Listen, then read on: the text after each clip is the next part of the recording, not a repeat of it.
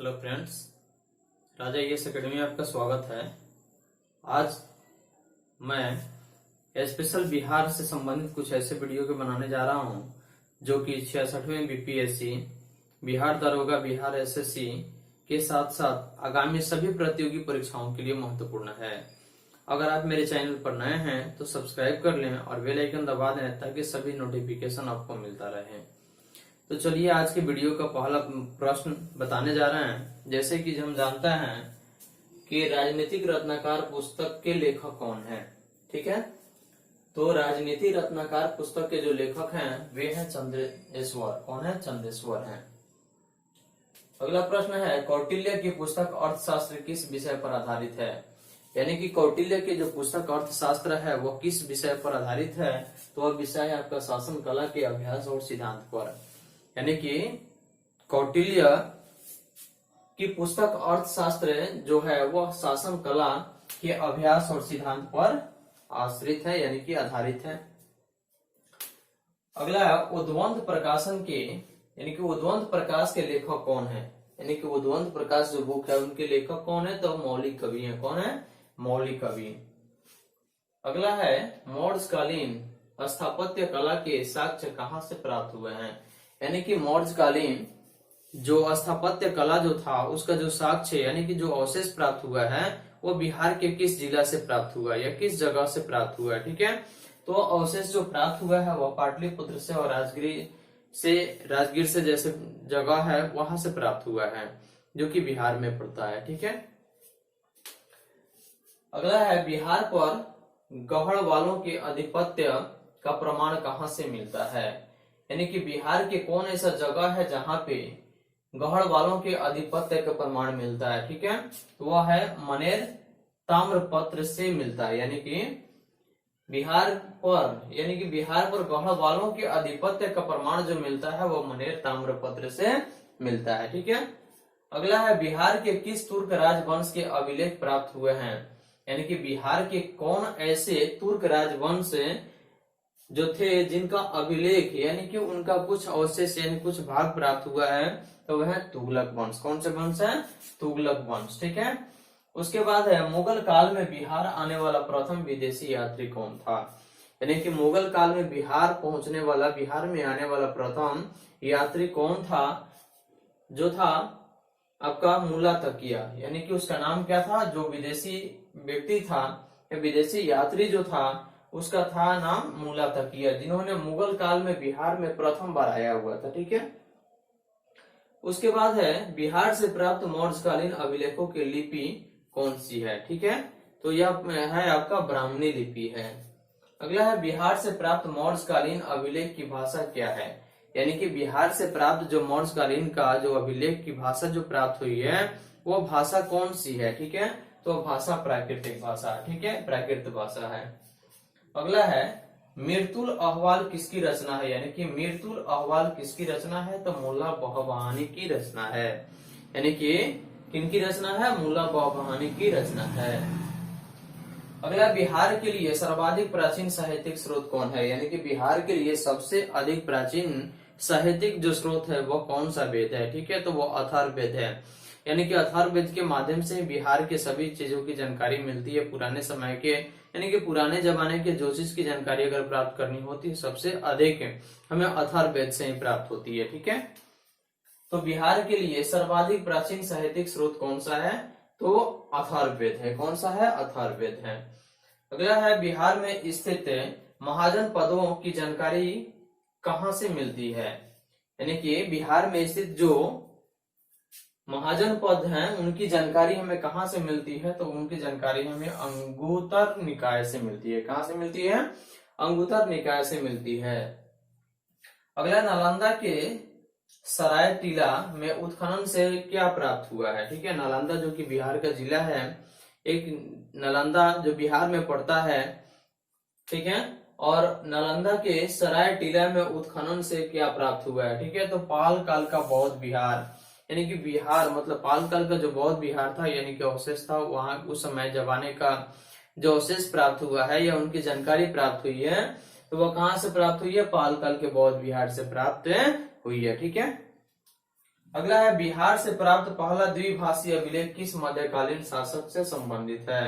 यानी कि बिहार से प्राप्त पहला द्विभाषी अभिलेख जो है वह किस मध्यकालीन शासक से संबंधित है।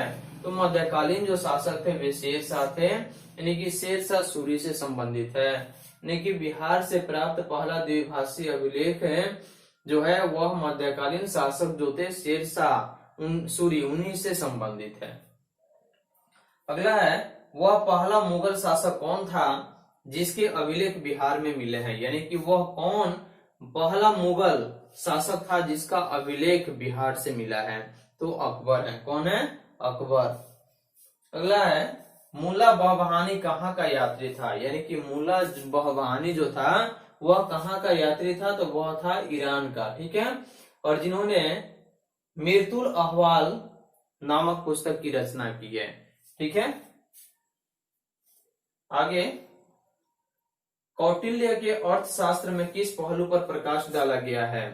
यानी कि कौटिल्य के जो अर्थशास्त्र जो पुस्तक है और उस पर किस विषय पर यानी किस पहलू पर सबसे अधिक जोर दिया गया है। तो वह है राजनीतिक नीतियां। कौन सी है? राजनीतिक नीतियां। अगला है बिहार में पूर्व ऐतिहासिक काल का आरंभ। यानी कि बिहार में पूर्व ऐतिहासिक काल का आरंभ कब हुआ। तो 40,000 ईसा वर्ष पूर्व हुआ अनुमानतः। यानी कि उसका निश्चित नहीं है अभी, लेकिन हमारे यहाँ के कुछ वैज्ञानिकों और शोधकर्ताओं के अनुसार पता चला है कि बिहार का जो आदि मानव बिहार में पूर्व ऐतिहासिक काल का जो प्रारंभ हुआ था वह 40,000 ईसा वर्ष पूर्व में हुआ था अनुमानतः। यानी कि अनुमान लगाया गया। ठीक है। उसके बाद अगला बिहार में आदि मानव के निवास के आरंभिक साक्ष्य किस युग के हैं। तो पूर्व प्रस्तर युग के हैं। किस युग के हैं? पूर्व प्रस्तर युग के। अगला बिहार में मध्यवर्ती प्रस्तर साक्ष्य कहाँ से मिले हैं। तो मुंगेर जिला से मिला है, जो कि बिहार का एक जिला है। ठीक है, मुंगेर जिला। अगला बिहार में चिरांद यानी कि जो कि सारण जिला है। चिरांद कौन सा है? सारण जिला है। एवं चेचर यानी कि वैशाली जिला में है। चेचर कहाँ है? वैशाली जिला में से किस युग के अवशेष प्राप्त हुए हैं। तो नौ प्रस्तर युग के अवशेष प्राप्त हुए हैं। यानी कि बिहार में चिरांद यानी कि सारण एवं चेचर वैशाली से किस युग के अवशेष प्राप्त हुए हैं। तो नौ प्रस्तर युग के अवशेष प्राप्त हुए हैं। अगला है बिहार सहित पूरी भारत में आर्यों का आगमन किस काल में हुआ।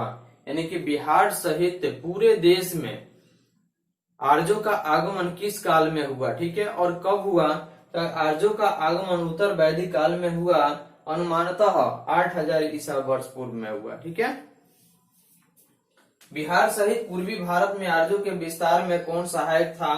तो बिहार सहित पूर्वी भारत में आर्यों के विस्तार के साथ जो सहायक था वह लोहे का उपयोग। यानी कि लोहे के उपयोग के माध्यम से ही आर्य जब हमारे देश में आए लगभग 8,000 ईसा वर्ष पूर्व में, तो आने के क्रम में उनको सहायता प्रदान करने वाला जो भाग था वह लोहे था। ठीक है। वेद के किस ग्रंथ में बिहार के विदेह राज्य में आर्यों के आगमन तथा निवास का साक्ष्य विवरण मिलता है। तो शतपथ ब्राह्मण। यानी कि वेद के किस ग्रंथ में बिहार के विदेह राज्य में आर्यों के आगमन तथा निवास यानी कि आगमन आने का क्रम और निवास मतलब रहने के जो साक्ष्य मिले हैं यानी कि अवशेष मिले हैं उसका विवरण कहाँ से हुआ है, ये कहाँ से मिला है। ठीक है। तो वह है शतपथ ब्राह्मण से। ठीक है। अगला है बिहार में उपनिषद काल में ब्राह्मण धर्म तथा ज्ञान का महान केंद्र कहाँ था। ठीक है। यानी कि बिहार में उपनिषद काल जो था उस समय ब्राह्मण धर्म तथा ज्ञान का जो केंद्र था वह कहाँ था। तो वह था विदेह में। कहाँ था? विदेह। अगला है अथर्ववेद में व्रात्य शब्द का प्रयोग किस राज्य के लोगों के लिए किया जाता था। यानी कि अथर्ववेद में व्रात्य शब्द का प्रयोग किस राज्य के लोगों के लिए कहा जाता था। तो यह मगध राज्य के लोगों के लिए कहा जाता था। अगला है बिहार का कौन सा राज्य उत्तर वैदिक काल का एक महत्वपूर्ण राज्य था। तो बिहार का कौन सा एक ऐसा राज्य था जो कि उत्तर वैदिक काल का एक महत्वपूर्ण राज्य था। तो विदेह राज था। कौन है? विदेह। अगला बिहार के भौगोलिक क्षेत्र की चर्चा सर्वप्रथम किस साहित्यिक रचना में मिलती है। तो बिहार के भौगोलिक क्षेत्र की चर्चा सर्वप्रथम शतपथ ब्राह्मण से मिलती है। कहाँ से मिलती है? शतपथ ब्राह्मण से मिलती है। यानी कि बिहार के भौगोलिक क्षेत्र की चर्चा यानी कि उसके बारे में जानकारी हमें किस साहित्यिक रचना से मिलती है? ठीक है, तो इसका सही आंसर हो जाएगा शतपथ ब्राह्मण से मिलती है। अगला, बिहार के किन क्षेत्रों में अंग महाजन पद स्थित है? ठीक है, तो बिहार के भागलपुर एवं मुंगेर जिला जो है वहीं पे यानी कि भागलपुर एवं मुंगेर क्षेत्र में अंग महाजन पद स्थित था। ठीक है, अगला है अंग महाजन पद की राजधानी कहाँ थी? तो अंग महाजन पद की जो राजधानी थी वह चंपा थी। कौन थी? चंपा थी। ठीक है, अगर बिहार के पटना तथा गया के जिला किस महाजन पद में सम्मिलित था?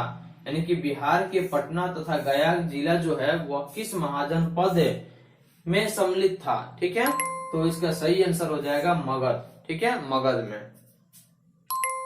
अगला है मगध महाजन पद की राजधानी कहाँ थी? तो इसकी राजधानी जो थी वह गिरिब्रज यानी कि राजगीर में थी। कहाँ थी? राजगीर में थी। अगला है मगध तथा अंग महाजन पद को कौन नदी पृथक करती है? यानी कि कौन नदी अलग करती है? तो मगध तथा अंग महाजन पद को महाजन पद जो है उसको कौन सी नदी पृथक करती है यानी कि अलग करती है?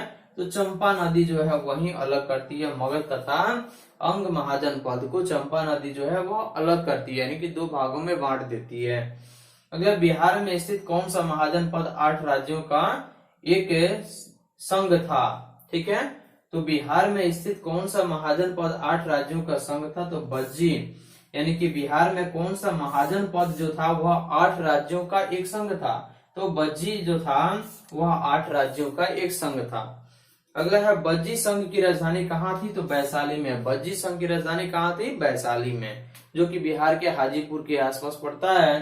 ठीक है, तो बज्जी संघ की जो राजधानी थी वो वैशाली में थी। ठीक है, अगला बिहार के भागों में स्थित कौन सा महाजन पद में गणतंत्र था?